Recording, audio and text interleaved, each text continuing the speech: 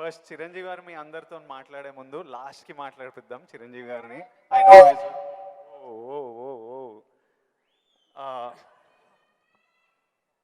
First of all Chiranjeevi garu, we all love you. And అరే చిరంజీవి గారికి పద్మవిభూషణ్ వచ్చింది, అందరూ వేసుకోండి. ఫస్ట్ ఆఫ్ ఆల్ మీకు తెలుసా అసలు ఇండిపెండెన్స్ వచ్చినప్పటి నుంచి ఇండియాలో ఒక 300 మందికి వచ్చింది పద్మవిభూషణ్. అంత రేర్ అవార్డ్ అది. అది చిరంజీవి గారికి మన తెలుగు స్టేట్స్ నుంచి వచ్చింది. మనం అందరం చాలా గర్వంగా ఫీల్ అవుతున్నాము. సో చిరంజీవి గారికి చప్పట్లు అందరికి. First of all let's celebrate. Thank you Vijay. ఇప్పుడు చిరంజీవి గారు, నేను క్వశ్చన్లకు వచ్చేస్తా. నాకు చాలా డౌట్లు ఉన్నాయి. ఫస్ట్ ఆఫ్ ఆల్ అంటే నేను మీ ఏవి చూస్తున్నప్పుడు మా అందరికీ మీ జర్నీ తెలుసు. ఆ జర్నీ చూసినప్పుడల్లా మళ్ళీ లోపల ఎమోషన్ కలుగుతుంటుంది. ఇప్పుడు నేను ఈరోజు ఇక్కడ ఉంటానని నేను ఎప్పుడు అనుకోలేదు. ఫర్ ఎగ్జాంపుల్ మా నాన్న మిమ్మల్ని ఫస్ట్ టైం షేర్ చేసినప్పుడు మా నాన్న కన్నీళ్ళు వచ్చేసినాయి. ఎందుకంటే మిమ్మల్ని స్క్రీన్ మీద చూసి ప్రేమించి అదొక ఎమోషన్. ఎస్పెషలీ ఆ టైమ్స్లో అదొక విపరీతమైన ఎమోషన్. అలాంటిది మా కొడుకు వల్ల నేను చిరంజీవి గారితో స్టేజ్ మీద ఉన్నా, నన్ను కౌగిలించుకుంటున్నారు అన్నది ఇంటికి వచ్చిన తర్వాత కూర్చొని మాట్లాడుకునే ఎన్నో రోజుల మొన్నటి వరకు కూడా మాట్లాడుకునే ఇన్సిడెంట్ అది. అంత స్ట్రాంగ్ ఎమోషన్. సో నాకు తెలియదు, మా నాన్నకు తెలియదు మేము ఈరోజు ఇక్కడ ఉంటామని. మీరు ఎప్పుడన్నా ఊహించారా ఈరోజు మీరు మెగాస్టార్ చిరంజీవి అవుతారని? మీకు ఈ పద్మభూషణ్, పద్మవిభూషణ్, ఇంత గుర్తింపు, ఇంత ప్రేమ అవుతారని మీరు ఎప్పుడన్నా, మీరు యంగ్ ఉన్నప్పుడు ఎలా ఆలోచించేవారు? ఎప్పుడన్నా ఊహించారా? ఇది నా ఫస్ట్ డౌట్. ఆ ఊహ ఒకే రోజు మొదలవలేదు.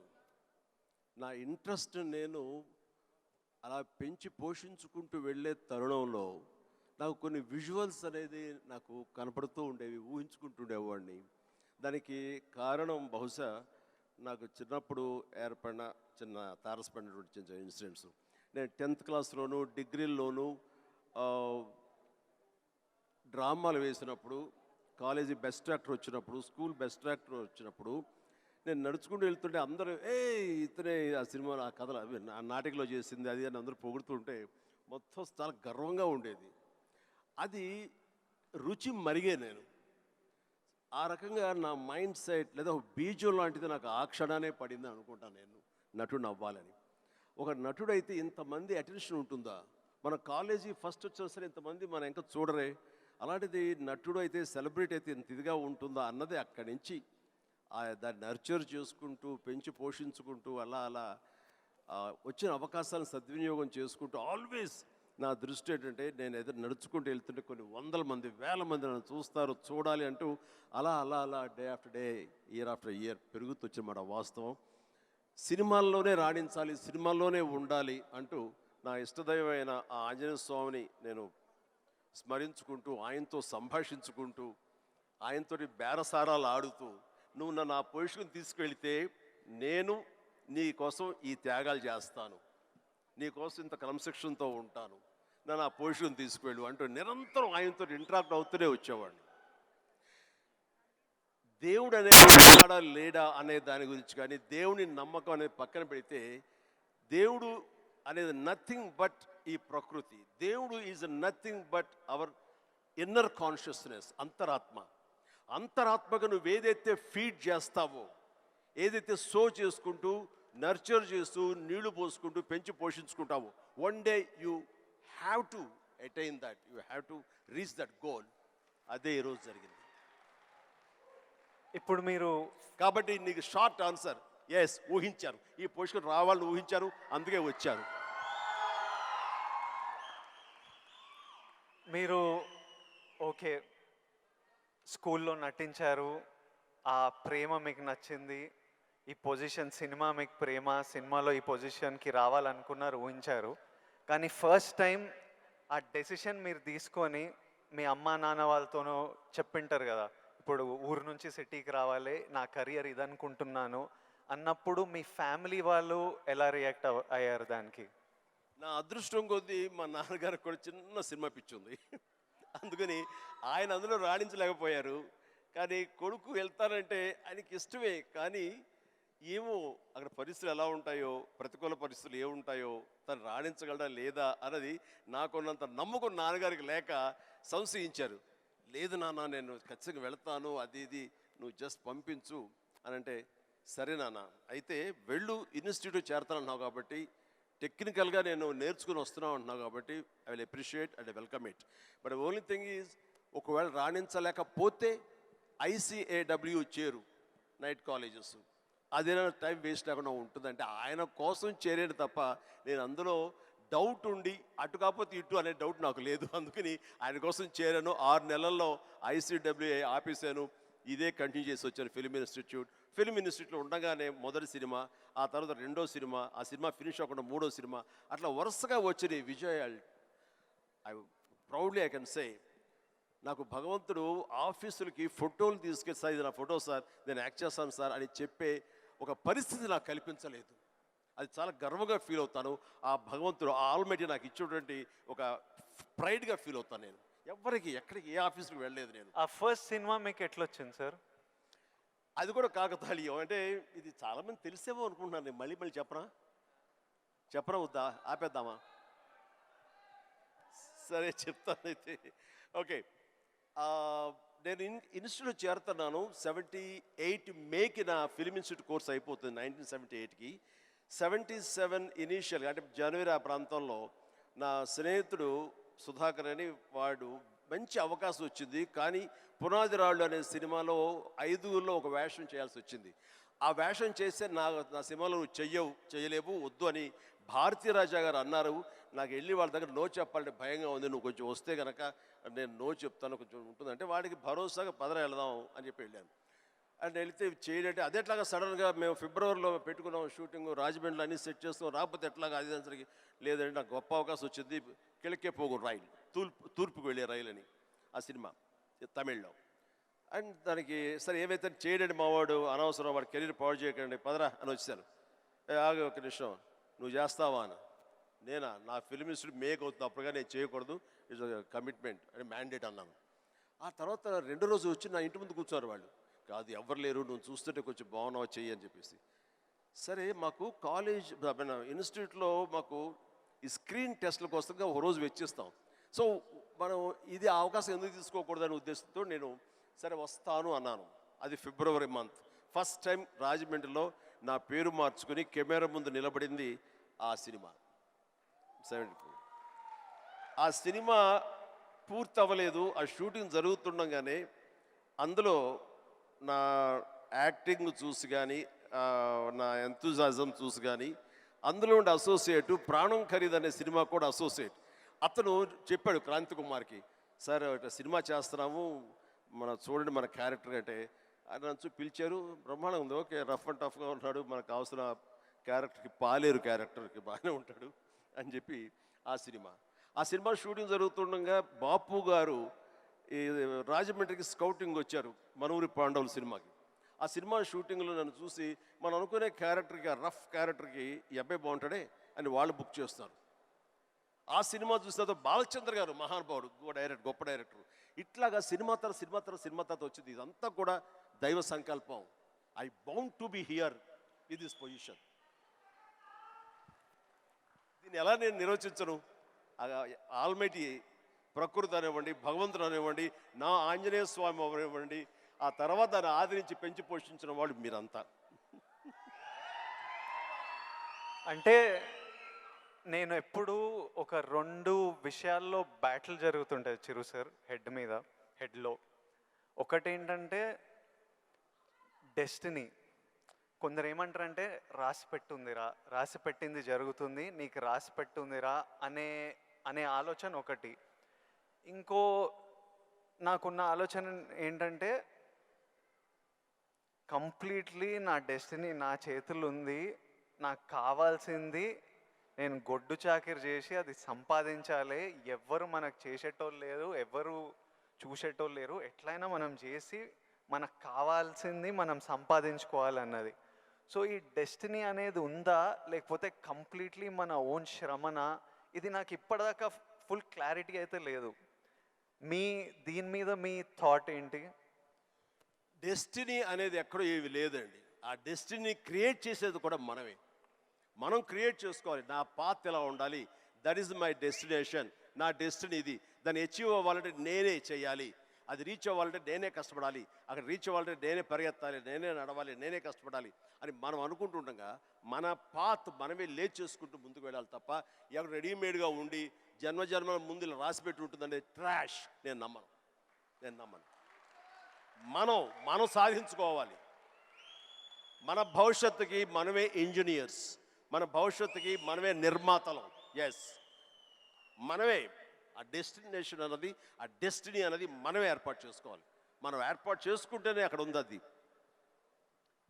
ఇంకోటి, ఇప్పుడు ఈరోజు నేను ఇక్కడ ఉన్నాను. 10 ఇయర్స్లో నేను ఎక్కడ ఉంటానో నాకు తెలియదు.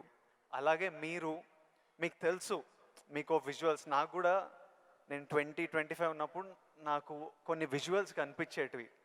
ఇట్లా నేను నిలబడ్డ జనాలు, అరుపులు, ప్రేమ, సినిమా ఇట్లా నాకు కనిపిస్తుంటుంది. మీకు కూడా మీరు చెప్తున్నప్పుడు అది నేను కనెక్ట్ అయ్యా. అది ఆ విజువల్స్ కనిపించిన ఈరోజు నేను ఇక్కడ ఉంటా అని నాకు తెలియదు. 10 ఇయర్స్ తర్వాత ఎగ్జాక్ట్లీ లైఫ్ ఎలా ఉంటుందో మనకు తెలియదు. మీరు ఇంత జర్నీ చూసారు కాబట్టి మీకు ఆ విజువల్స్ కనిపించాయి, ఈరోజు ఇక్కడ ఉన్నారు. కానీ మధ్యలో స్ట్రెస్ తీసుకున్న రోజులు ఉండింటాయి, డౌట్ పడ్డ రోజులు ఉండింటాయి.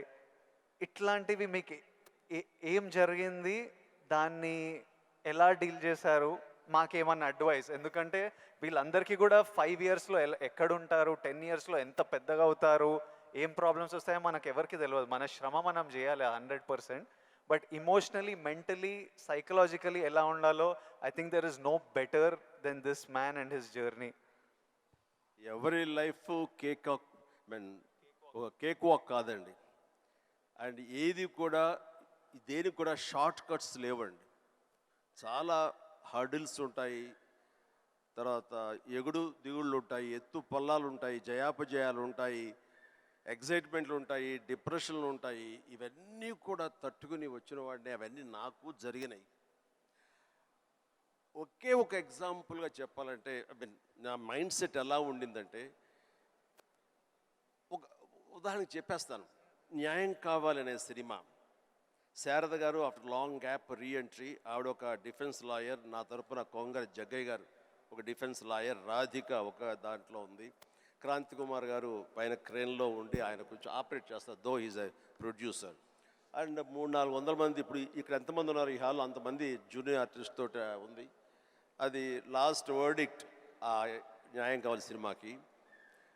సో అందరూ రెడీగా ఉన్నారు, నేను బయట ఉన్నాను. అసిస్టెంట్ డైరెక్టర్ వచ్చి పిలిచిన తర్వాత గబగబా వచ్చేస్తే నా బోన్లో నేను నుంచున్నాను. అందరూ ముందు ఆయన, ఏంటంటే మేము కూడా పిలవాలా, వచ్చి కూడా పడి ఉండారా మీరు, ఏంటంట అప్పుడే సూపర్ స్టార్ అనుకుంటున్నారు మీరేమన్నా, ఉండండి, ఇది పెద్ద పెద్ద యాక్టర్లు లేరా, జగ్గయ్య గారు, శారద గారు అనేసరికి ఒక్కసారి గుండె పిండేసెట్ అయింది విజయ్. ఇందులో నా తప్పే ఉంది, బయటే ఉన్నాను, ఫ్లోర్ బయట, వాళ్ళు పిలిచారు, వచ్చాను, కూర్చున్నాను, ఎదురు తప్పేంటి, ఎందుకు అలా అరుస్తాడు, పైగా క్రెయిన్ పైన ఉండేసరికి ఆయన అరుపులు అందరికీ వినపడుతున్నాయి.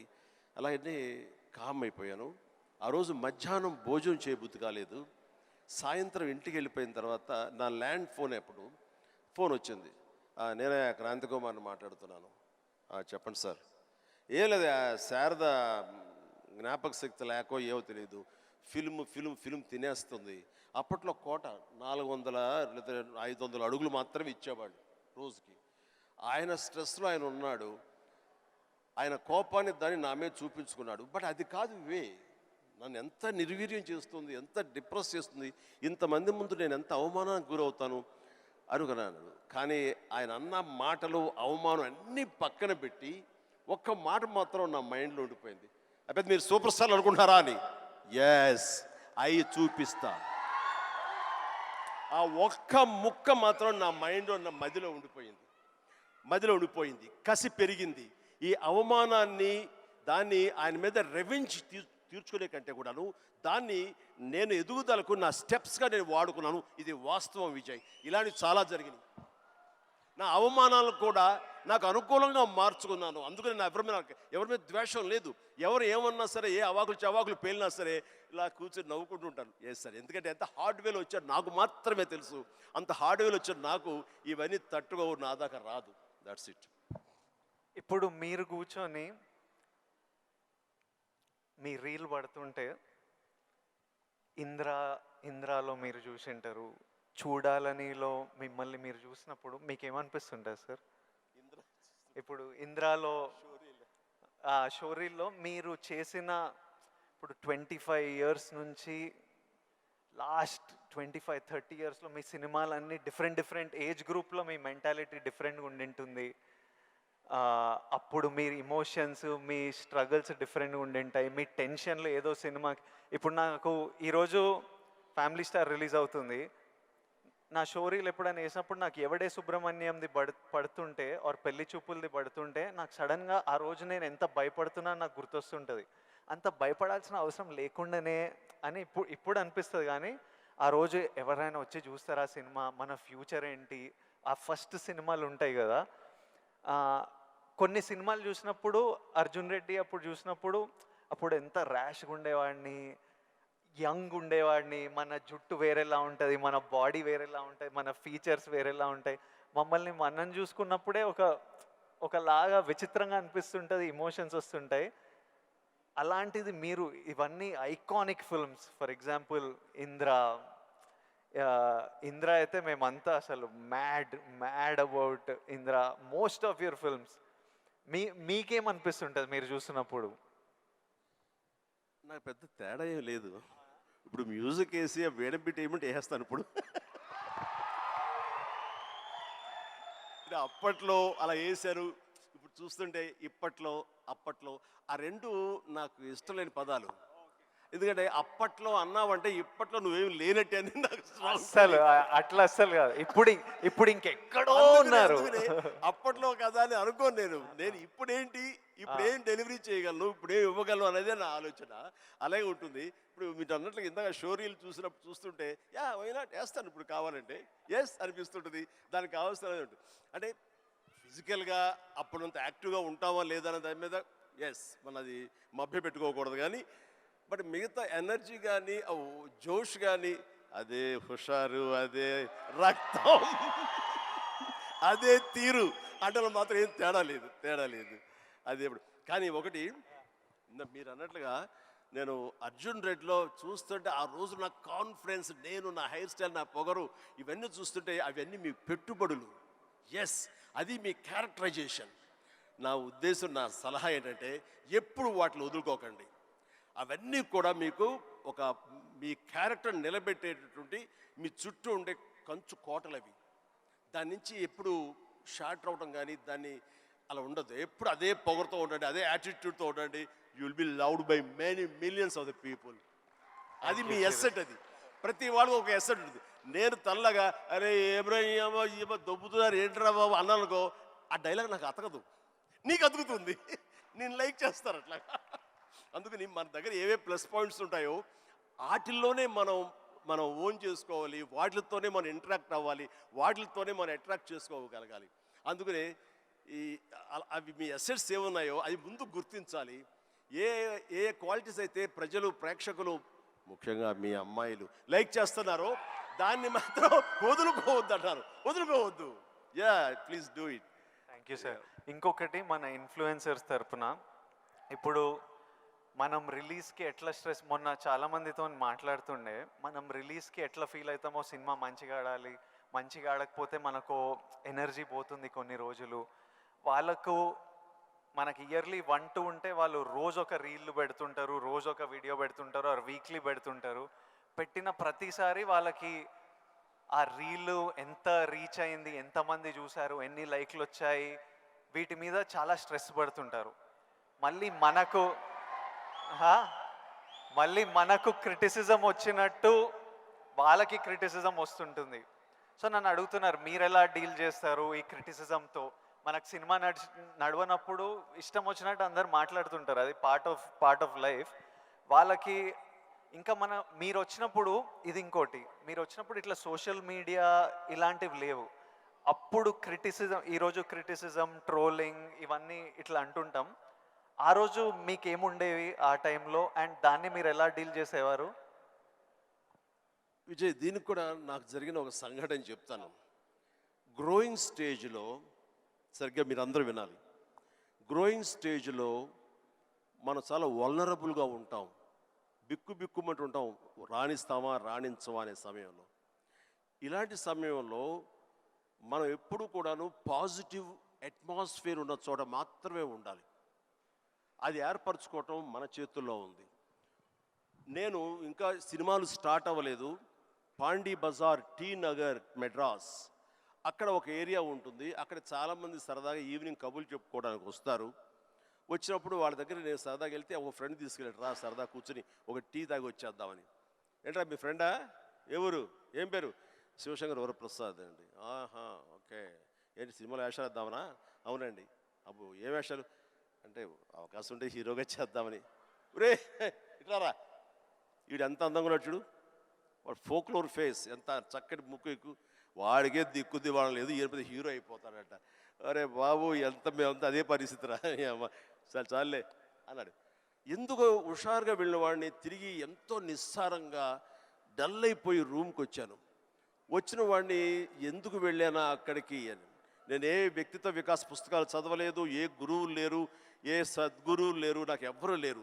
ఆ టైంలో నా ఆంజనేయ స్వామి నేను ఇంటరాక్ట్ అవుతాను, చేసుకుంటాను, నా బాధలు ఆయనతో చెప్తాను, ఆయన నాకు సమాధానం చెప్పినట్లుగా నాకు అనిపిస్తుంది, ఆ సూచనలు తీసుకుంటాను, తద్వారా అలాగే నేను వెళుతూ ఉంటాను. నేను ఎవరు వెళ్ళమన్నారు అక్కడికి? వాళ్ళందరూ దిక్కుమాలి ఎదవలు కదా, ఫ్రస్ట్రేటెడ్ పీపుల్. అక్కడికి వెళ్తే నీకు ఉత్సాహం వచ్చేస్తుంది అనుకుంటావా? మన ఇద్దరం కూర్చున్నాం కదా, మన ఇద్దరం సరదాగా మాట్లాడుకుంటున్నాం కదా, నేను ఎంకరేజ్ చేస్తున్నాను కదా, ఎవడెళ్ళమన్నాడు రా అని. అవును స్వామి, తప్పైపోయింది, నేను వెళ్ళకూడదు, చిచ్చి చాలదు. ఆ క్షణం నుంచి, ఇది I'm talking about 1977 somewhere mid, ఆ రోజు నుంచి మళ్ళీ పాండీ బజార్ వైపు నేను వెళ్ళలేదు.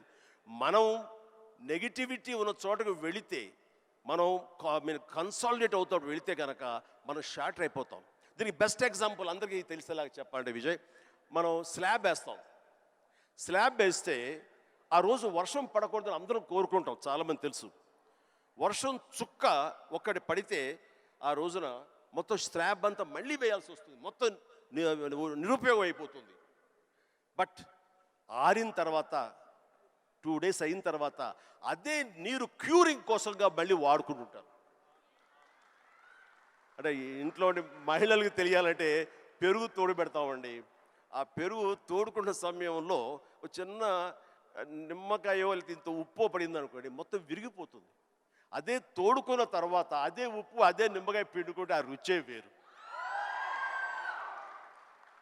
నేను అలా అనుకుని నాకున్న ప్రతికూలాలని నా అనుకూలంగా నేను మార్చుకోవడం మూలంగా నాకు ఇంత మానసిక ధైర్యం వచ్చింది. నేను ఎప్పుడు అది అట్రిబ్యూట్ టు మై ఐడల్, నా భగవంతుడికి చూస్తుంటాను. ఈరోజు చాలామంది అనొచ్చు, లేకపోతే నేను నమ్ముతాను దాన్ని, దేవుడు అనేవాడు లేడు, దేవుడు అనేవాడు nothing but inner consciousness. But అది చిన్నపిల్లలకి చెప్పకూడదు, చిన్నపిల్లలకి చెప్తే కన్ఫ్యూజ్ అయిపోతారు. సో భగవంతుడు ఉన్నాడనే నమ్మండి, భగవంతుడి ఇంటరాక్ట్ అవ్వండి. ఇవన్నీ కూడా లేటెస్ట్ స్టేజ్లో ఇవి నాతో నేను సంభాషించుకోవడం తర్వాత తెలుస్తుంది. బట్ ఎస్, దట్ హౌ నన్ను నేను మలుచుకుంటూ ఈ స్టేజ్కి వచ్చాను. ఇప్పుడు ఒక చిన్న కాంప్లికేషన్ సార్, మా జనరేషన్ ఇప్పుడు కొత్తగా మీకు కూడా మనందరికీ ఒక చిన్న కాంప్లికేషన్ ఏంటంటే, అప్పుడు వీళ్ళు ఫ్రస్ట్రేటెడ్ వాళ్ళు పాండీ బజార్లో కూర్చున్నారు, అక్కడ వెళ్ళొద్దు, నెగిటివిటీ నుంచి దూరంగా ఉండాలి, మనం ఎందుకు అక్కడ వెళ్ళాలని దూరంగా ఉండి మీ పని మీద మీరు ఫోకస్ చేశారు. ఇప్పుడు ఇంటర్నెట్ వచ్చేసరికి మనం ఎక్కడ పోవక్కర్లే, మనం పాండీ బజార్ వెళ్ళకపోయినా వాళ్ళు ప్రతి దగ్గర చుట్టుపక్కల అందరికీ ఉంటారు, వాళ్ళ వీడియో వాళ్ళు చేసుకుంటే కింద ఎవడో వచ్చి వేస్తూనే ఉంటారు. ఇప్పుడు దీన్ని ఈ జనరేషన్ ఎట్లా డీల్ చేయాలి? ఇప్పుడు కొత్త రకాల ప్రాబ్లం వస్తున్నాయి ప్రతి ఇయర్. సో దీన్ని మాలాంటి వాళ్ళు, ఈ జనరేషన్ వాళ్ళు ఎలా డీల్ చేయాలో, ఎనీ ఇన్పుట్స్? ఆ రోజుల్లో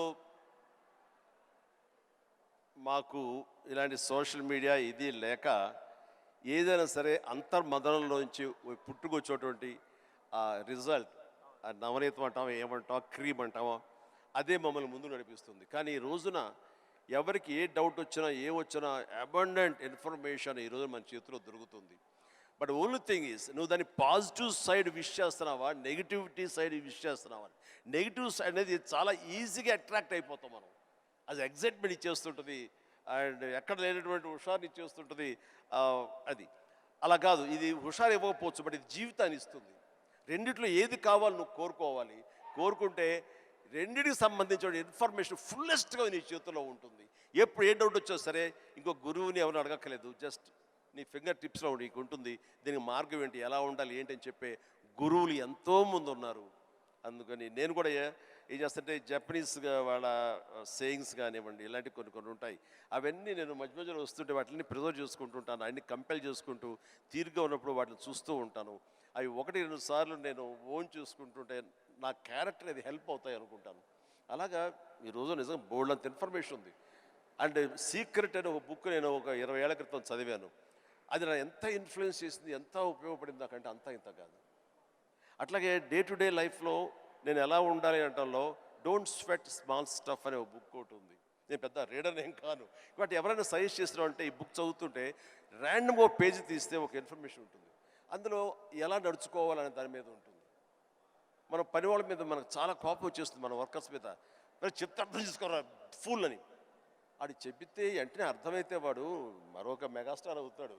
వాడు ఆ పరిస్థితి ఎందుకు ఉంటాడు, తన స్థాయి తన ఐక్యూ అలాగే ఉంటుంది. కాబట్టి వాడికి నువ్వు అడ్జస్ట్ అవ్వాలి. So better try to live with the imperfection అన్నాడు. అది నీకు హాయిని చేకూరుస్తుంది. వాడికి ఇన్పర్ఫెక్షనే కాబట్టి ఓపిక ఇంకోసారి చెప్పుకో, అర్థమయ్యేలాగా ఇంకోసారి చెప్పుకో. అంతేగాని అది మన మనసులో అనుకున్నామో లేదో, మన నోటు దాటిందో లేదో బ్రహ్మాండంగా అర్థం చేసుకోవడానికి వాడేమి నీ లెవెల్ ఆఫ్ ఐక్యూ కాదు, కాబట్టి నీ దగ్గర పనిచేస్తున్నాడు. సో అట్లాగా ప్రతి నా రొటీన్ లైఫ్లో నన్ను నేను చక్కగా నా జీవితం తీర్చిదిద్దుకోవడానికి ఈరోజు మీరన్న ఈ ఇన్ఫర్మేషన్ సోషల్ మీడియా నాకు ఉపయోగపడుతుంది. అండ్ మీరు మీరు మెగాస్టార్ అవ్వకముందు మీరు కూడా ఒక మిడిల్ క్లాస్ ఫ్యామిలీ నుంచి వచ్చారు. వీళ్ళంతా మీరు ఈ సక్సెస్ చూసే ముందు all of you have come from struggling families, wanting to change your life, wanting big dreams. we wanted to know, I personally wanted to know, మీకు మీ ఇప్పుడు mega star, mega family, huge family అందరికీ మీరు guiding light, founder, origins. ఇవన్నీ అవ్వకముందు మీకెవరు ఒక family star? మీ family star ఎవరు? Course మా నాన్నగారే నా ఫ్యామిలీ స్టార్. నాన్నగారు ఎవరికైనా సరే ఆయన ఫ్యామిలీని ఎలా చూసుకుంటారు అనేది నాకు ఆయన దగ్గర నుంచి నేర్చుకున్నాను. నాకు మా ఫ్యామిలీ హీరో అయినా, నా ఫ్యామిలీ స్టార్ అయినా మా నాన్నగారే. మా అమ్మకు 5-6 మంది చెల్లెళ్ళు ఉండేవాళ్ళు. మా తాత చనిపోయారు, వీళ్ళ దిక్కులేని వాళ్ళు అయిపోయేవాళ్ళు. మా నాన్నగారికి అరాకొర జీతం అయినా సరే ఆ జీతంలో వాళ్ళ మరదలను కూడా చేరదీసి అందరికీ పెళ్ళిళ్ళు చేసి వాళ్ళందరినీ తన బిడ్డలా చూసుకున్నారు. నాకు అనిపించింది ఫ్యామిలీ వాల్యూస్ కాపాడుకోవడానికి ఒక వ్యక్తి అనేవాడు నిర్ణయించుకుంటే వాళ్ళకి ఎలాంటి ఢోకా లేదు. అందుకనే నేను కూడా ఫ్యామిలీస్కి ఎంత విలువిస్తాను అనేది నేను సురేఖ కలిపి ఫ్యామిలీ ఎంత ఎదిగినా ఎవరి ఫీల్డ్లో వాళ్ళ ఎంత హైట్స్కి వెళ్ళినా ఒక్కొక్క అకేషన్లో మనందరం కలిసిగా మనం ఉండాలి. ఆ 3-4 డేస్ మనం కలిసి ఉండటం మూలంగా మళ్ళీ ఉండే ఇన్హిబిషన్స్, భేషజాలు, చిన్న అరాకొర ఉండేటువంటి మిస్అండర్స్టాండింగ్స్ ఇవన్నీ కూడా సమసిపోయి మనం ఎంతో మళ్ళీ మన బాండింగ్ చాలా స్ట్రాంగ్గా ఉంటుంది. సో ఇదే విధంగా మనం వెళ్ళొచ్చు అంటాం. మొన్న ఈ మధ్య సంక్రాంతికి అలాగే కలిసాము. దానికి ఎన్ని నెలలు ఎఫర్ట్స్ ఉన్నాయో తర్వాత పక్కన పెట్టి ఎదురు అందరూ సెలబ్రిటీసే కాబట్టి. బట్ దాని రిజల్ట్ ఏంటి, అమెరికా మేము వెళ్ళినప్పుడు ఏమంటే ఆ ఫోటో చూస్తుంటే ఇంత బిజీ పీపుల్ ఇలా కలిసి సంక్రాంతి బాగా స్పెండ్ చేస్తున్నారే, మనం ఇలాగే ఉంటాము, మనం కూడా అనుకుని కలవచ్చు కదా, ఎందుకు కలవు అనేది ఆ ఫోటో మాకు ఎంత ఇన్ఫ్లుయెన్స్ చేస్తుంది. ఆ పిక్చరు ఇది మీరు ఎంత గ్రేట్ మెసేజ్ ఇచ్చారు మీరు అనేది అంటుంటే వావ్ థ్యాంక్ యూ అనుకున్నాను. మీరందరూ కలిసి సెలబ్రేట్ చేస్తుంటే మేమంతా చాలా ఎంజాయ్ చేస్తాం. మీరు దోశలు చేస్తుంటారు అందరి కోసం. మీరు ఎలాంటి సినిమాలు చూడ్డానికి ఇష్టపడతారు Chiru sir? What films do you enjoy watching?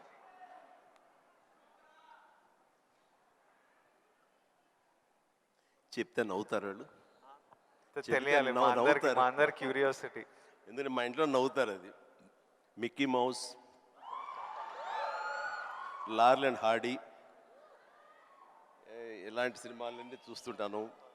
And ఇది మన ఇలాంటి సినిమాలన్నీ కామెడీ సినిమాలు చూస్తుంటాను. సినిమాలుగా చూస్తే జాకీ చాన్ సినిమాలు చూస్తుంటాను, ఆ యాక్షన్ హై ప్యాక్డ్. ఇంకొంచెం బెటర్ సినిమాలు అంటే ఇప్పుడు టాప్ గన్ అని మొన్న వచ్చింది కదా, టామ్ క్రూజ్, ఇలా చూస్తుంటాను. ఏమంటే ఆ లవ్ స్టోరీ ఉన్న చూసారా మీరు, ఎంత బాగుంది టైటానిక్ షిప్, మీరు చూడాలంటే వావ్ గ్రేట్ మూవీ ఎస్ అన్నాను, కానీ నేను దాన్ని చూడలేకపోయాను. అంటే ఏదో విషాదం, బాధ, అది అన్ని. అందుకనే నేను సినిమాలకు సంబంధించి మాత్రం లైట్ హార్టెడ్ ఫిలిమ్స్ చూస్తాను. అందుకే నాకు మా గ్రాండ్ డాటర్స్తో మాత్రం మంచి మ్యాచ్ అవుతుంటుంది. అందుకని వాళ్ళు ఎంతసేపటికి కోకో మిలన్ ఇలాంటివి కొన్ని చూస్తుంటారు, నేను కూడా వాళ్ళతో కూర్చొని అలా చూస్తూ ఉంటాను. వాళ్ళు వెళ్ళిపోతారు కానీ ఇంకా అలా చూస్తూనే ఉంటాను. ఏమండి ఆపేయండి వెళ్ళిపోయాడు, అవునా కదా బాగానే ఉందని. అంటే ఆ మిక్కీ మౌస్ వాటిలో ఉండే టైమింగ్ అని, అది కానీ ఆ క్రియేటివిటీ చాలా ఇంట్రెస్టింగ్ ఉంటుంది, అలా చూస్తూ ఉంటాం. అందుకనే నవ్వుకుంటారు ఎవరైనా సరే. And one last question sir, మన లైఫ్, ఐ నో పర్సనలీ నా లైఫ్ చాలా మారిపోయింది లాస్ట్ 10 yearsలో. మీ లైఫ్ ఎంతో మారిపోయి ఉంటుంది ఫ్రమ్ మీరు స్టార్ట్ అయినప్పటి నుంచి ఈ రోజుకి. కానీ నాకు ఇంకా నా హెడ్లో ఇంకా ఆ పిల్లోడిని, ఎందుకంటే నేను 25 years వరకు ఒక లైఫ్ చూశాను, ఇప్పుడు 34.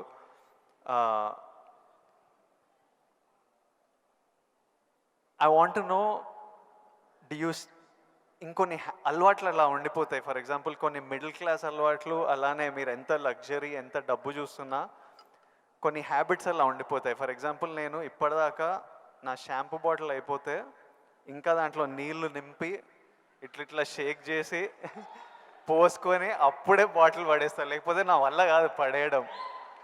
అట్లాంటిది మీకేం హ్యాబిట్స్ ఉన్నాయి ఈ రోజు వరకు? నా మనసును టచ్ చేసావు. నేను నా గోడు చెప్పుకుంటాను. లైట్లన్నీ ఆన్ చేసి వెళ్ళిపోతానండి, నేను మళ్ళీ వెళ్ళి అన్నీ ఆఫ్ చేసుకుంటూ వెళ్తానండి. టెల్ మీ ఒక 5 చెప్పండి ఇలాంటివి. అలాగా తర్వాత హీటర్ ఆన్ చేస్తారు, గీజరు, అంత స్నానం అయిపోతే వెళ్ళిపోతారు. నేను ఎత్తుక్కుని గీజరు ఆన్ చేస్తాను. ఇప్పుడు టెన్షన్ ఎక్కువైపోయి ఏం చేస్తారంటే, నా మొబైల్లోనే మా ఇంట్లో ఉండే ఆల్ లైట్స్, ఏసీస్ ఇవన్నీ. మీరు నమ్మరు, ఇవాళ చరణ్ ఏదో బ్యాంకాక్ వెళ్ళిపోయాడు, వెళ్ళిన తర్వాత ఆవిడ ఫ్లోరు క్లోజ్ చేశారు. ఏమైనా లైట్లు ఆన్ చేసి వెళ్ళిపోయారు ఏంటో చెప్పేసి మొబైల్ యాప్ ఓపెన్ చేసి, అరే చాలా 5-6 లైట్లు ఆన్ చేస్తున్నాయి, ఎవరి కోసం ఇవి చూసుకోరు వ్యవహారాలు అని చెప్పేసి మొత్తం అంతా కలిపి అన్నీ ఆఫ్ చేసుకుని వచ్చాను. దీన్ని మిడిల్ క్లాస్ మెంటాలిటీ అంటారు. ఇది అవసరం ఈ రోజున. వాటర్ కూడా ఎక్కువ, ఎస్ థ్యాంక్ యూ. ఈ రోజున నువ్వు అంటున్నావు నువ్వు షాంపూ చెప్పావు కదా, నేనేం చేస్తాను చెప్పనా, అయిపోయిన సోపులన్నీ కలిపి గట్టిగా కంప్రెస్ చేసి, ఇది నిజమండి నమ్మరు, ఇది చెబితే. సో ఇలా నీళ్లు పోసుకుని కుదించి ఆఖరిగా షాంపూ అది నేను వాడతాను. అందుకనే ఆయన చెప్పగానే ముందు నాకు చాలా రిలేట్ అయ్యాను నేను. సో సోప్ ముక్కలన్నీ కలిపి కంప్రెస్ చేసి అదో సోప్ లాగా వాడి అది వాడతాను. అంటే ఇది మన మెంటాలిటీ అలా ఉంది, అలా చేయాలి. ఈ రోజున అలాగే వాటర్ కూడా నేను చెప్తాను, ఈ వాటర్ క్రైసిస్ రాబోతున్నందుకు ఈ మధ్య మేము బెంగళూరులో హౌస్ కట్టామండి. బెంగళూరులోనే ఎంత నీటి ఎద్దడి ఉందని మీకు అందరికీ తెలుసు. అక్కడ ఇంకుడు గుంటల్లాగా పెట్టి వాటర్ని గ్రౌండ్లో ఆ వాటర్ బెడ్స్ మెయింటైన్ చేయడం కోసం ఎవరు ప్రయత్నాలు చేయలేదు. అలాంటివి చేయాలని చెప్పేసి నేను 1 year బ్యాక్ అన్నీ ఏర్పాటు చేశాను. ఇప్పుడు ఈ మధ్య దాన్ని ట్వీట్ చేశాను, ఇలా చేశాను బెంగళూరులో నా ఇంట్లో. ఇది ప్రతి ఒక్కరు చేసే కనుక ఆ నీటి రిజర్వ్ కన్జర్వేషన్ మనం ప్రొటెక్ట్ చేసుకోవచ్చు అని చెప్పి ఇది చాలా అవసరం అండి. ఇది ఇలాంటివన్నీ కూడా చూసేవాళ్ళకు ఉంటుంది. రేపు పొద్దున మేము సంద కలిపి సోపు ముక్కలని మడతపెట్టి అని రాస్తారు, అది ఎగత్తాళిగా రాస్తారు. మీరు దాని నుంచి నీతిగా రాయండి, 10 మందికి ఉపయోగపడుతుంది. వాటర్ ఇంత జాగ్రత్తగా మన షాంపులు కానీ విజయ్ దేవరకొండ, చిరంజీవి లాంటి వాళ్ళు ఇలా వాడుతున్నారు. వాళ్ళు సూపర్ స్టార్స్ అయ్యి ఉండొచ్చు, లగ్జరీ లైఫ్ అయితే అయి ఉండొచ్చు. అయిపోగా తీసి పడేరండి, అందులో నీళ్లు పోసుకుంటూ షేక్ చేసుకుంటూ వాడతారు. సోపు ముక్కల్ని 4-5 ముక్కల్ని అతికించుకుని ఒక సోపుగా చేసుకుని మళ్ళీ ఏదో వారం పాటు వాడుకుంటారండి. అండ్ ఒక ట్యాప్ ఓపెన్ చేసి షేవింగ్ చేసుకున్న ఇంకోటి చేసుకున్న ఆ వాటర్ని వేస్ట్ చేయకుండా ప్రొటెక్ట్ చేసుకుంటారండి. లైట్స్ అన్నీ ఆఫ్ చేసుకున్నావా లేదా, గీజర్ అన్నీ ఆఫ్ చేసావా లేదా అని వస్తే చూసుకుంటూనే ఉంటామండి, despite our busy schedules. So సామాన్యులకి ఇంకెంత బాధ్యత ఉంది, చెయ్యాలి. అందుకని ఇవన్నీ కూడా మీరు సరదాగా రాసుకున్నా సరే వీటి వెనకాల ఆంతర్య మాత్రం సీరియస్నెస్ మీ ద్వారా, మీలాంటి ఇన్ఫ్లుయెన్సర్స్ ద్వారా ప్రజానీకానికి వెళ్ళాలి. ప్రతి వాళ్ళు ఉండాలి. అందరూ తల ఒక చేయిస్తేనే, సో ఒక బిందు కలిస్తేనే సింధు అన్నట్లుగా మీరు అందరూ అనుకుంటేనే నీటి ఎద్దడి లేకుండా జరుగుతుంది, ఈ పవర్ కట్ లేకుండా జరుగుతుంది. అందుకని ఆ రకంగా ఇన్ఫ్లుయెన్సర్స్ వీళ్ళందరూ ఉపయోగపడాలి. చాలా మంచి క్వశ్చన్ వేసి టచ్ చేసాం. నాకు ఒక్క డౌట్ వస్తుంది విజయ్, రేపు మీ సినిమా రిలీజ్ కదా, ఆ సినిమా గురించి కదా మాలాంటి వాళ్ళు అడిగితే మీరు చక్కగా చెప్తే వాళ్ళకి క్యూరియాసిటీ ఉంటుంది. నా గురించి, నా గతం గురించి ఎందుకు చెప్పు. ఇదే ఇంట్రెస్టింగ్ సార్. ఇది మా అందరికీ పనికొచ్చే యూస్ఫుల్. నేను మిమ్మల్ని కలిసినప్పుడల్లా ఈ టాపిక్ మాట్లాడదామని కూర్చుంటా, కానీ మీకు షార్ట్ రెడీ. మిమ్మల్ని ఎప్పుడు సెట్స్ మీద కలుస్తా, లేకపోతే ఈ ఫంక్షన్లలో కలుస్తా. ఈరోజు మంచిగా నాకు ఆపర్చునిటీ దొరికింది. అండ్ ఐ నో నాలాంటి వాళ్ళు ఎంతోమంది ఇది వినడానికి వెయిట్ చేస్తుంటారు. ఎందుకంటే మీ జర్నీ మనకి ఇన్స్పిరేషన్ మన చుట్టుపక్కల నుంచే తీసుకోవాలి. నేను యాక్టర్ అవుదామని నేను ఫిక్స్ అయినా, నేను యాక్టర్ అవుతా, నేను యాక్టర్ కాదు చాలా పెద్ద యాక్టర్ అవుతా అని చెప్పేవాడిని. ఒక్క సినిమా లేదు చేతిలో, కానీ ఇట్లాంటి ముచ్చట చెప్పేవాడిని. కానీ ట్రై చేసినప్పుడు నాకు అర్థమైంది ఇది ఈజీ కాదరా, అసలు ఆఫీసులకే ఎంట్రీ ఇస్తలేరు అన్నప్పుడు.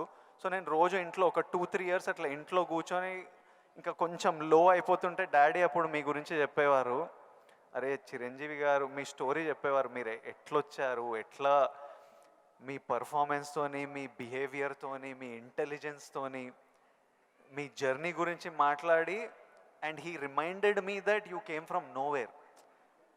అండ్ నాకు అరే ఇంకొకరు వచ్చి ఈరోజు అప్పటికి మీరు మెగాస్టార్, అరే ఎవరో ఫ్రమ్ నథింగ్ వచ్చి మెగాస్టార్ అయ్యారంటే మనం ఎందుకు కాలేమో, అవ్వచ్చు కదా అని నేను మీ జర్నీ నుంచి అది తీసుకున్నా. సో ఈరోజు ఈ కాన్వర్జేషన్ నుంచి ఎంతోమంది ఎన్నో డీటెయిల్స్ తీసుకుంటారు, ఎవరికో ఎలానో హెల్ప్ అవుతుంది అన్న నమ్మకం. అందుకే ఈ కాన్వర్జేషన్.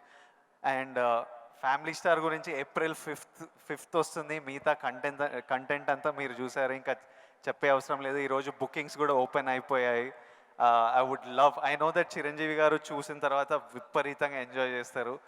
చిరంజీవి గారికి గీతా గోవిందం కూడా చాలా ఇష్టం. గీతా గోవిందం చూసి మా సక్సెస్ మీట్కి వచ్చి ఎంతో ఎంజాయ్ చేశారు కాబట్టి మా సక్సెస్ మీట్కి వచ్చి మాతో సెలబ్రేట్ చేశారు.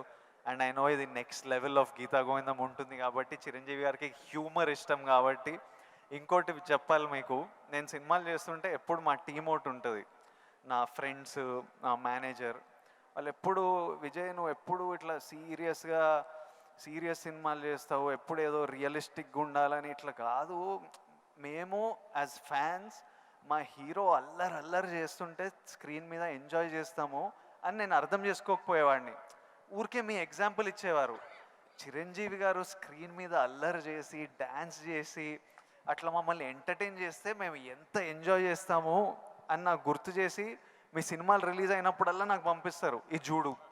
ఇప్పటిదాకా మొన్న వాల్టేర్ వీరయ్య అవి కూడా పంపిస్తూ, చూడు చిరంజీవి గారు ఇట్లా చేస్తే మేము థియేటర్లో ఎంత ఎంజాయ్ చేసామని. ఫైనల్గా అల్లరి చేసిన చిరంజీవి గారు ఈ సినిమాలో. And they are all happy, my team. So hopefully you will enjoy the film two.